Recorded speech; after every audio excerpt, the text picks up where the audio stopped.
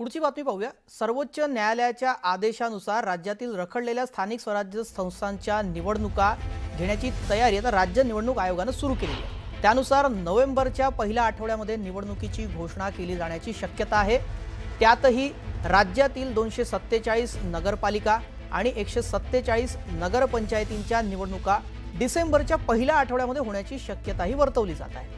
महानगरपालिका, नगरपालिका आणि नगरपंचायत, जिल्हा परिषद आणि पंचायत समिती अशा त्रिस्तरीय निवडणुका घेण्याची तयारी राज्य निवडणूक आयोगाने केलेली आहे। या संदर्भामध्ये राज्य सरकार आणि जिल्हा प्रशासनाबरोबर निवडणूक आयोगाने तयारीचा आढावाही घेतला।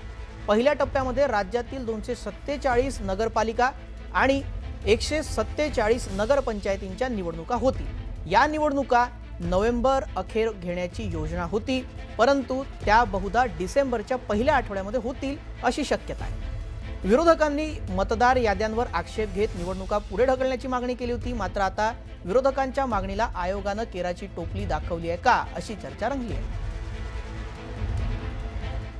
आता पुढची बातमी पाहूया। शिवसेना नेते रवींद्र धंगेकरांच्या अडचणीत वाढ झाली आहे। समीर पाटील यांनी धंगेकरांच्या विरोधामध्ये कोर्टात धाव घेतली आहे। धंगेकरांच्या विरोधात मानहानीचा दावा दाखल करण्यात आलाय। यापूर्वी त्यांनी धंगेकरांना 50 कोटींच्या अब्रू नुकसानीची नोटीस पाठवली होती।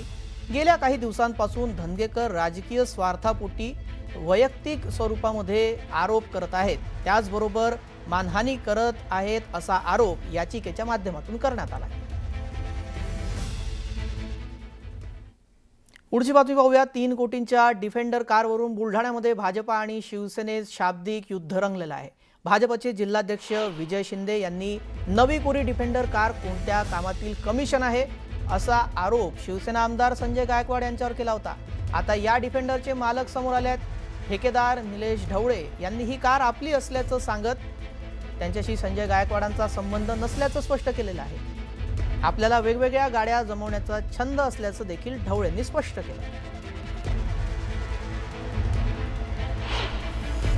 संजीव भाऊ कधी आमच्याकडून कोणत्याच प्रकारचं कमिशन घेतही नाही आणि आता कोणत्याच प्रकारची टेंडर नाही आहे, त्यामुळे कमिशन देण्याचा प्रश्नच उद्भवत होत नाही। मी ती डिफेंडर माझ्या मुलाच्या आग्रहास्तव ती विकत घेतली।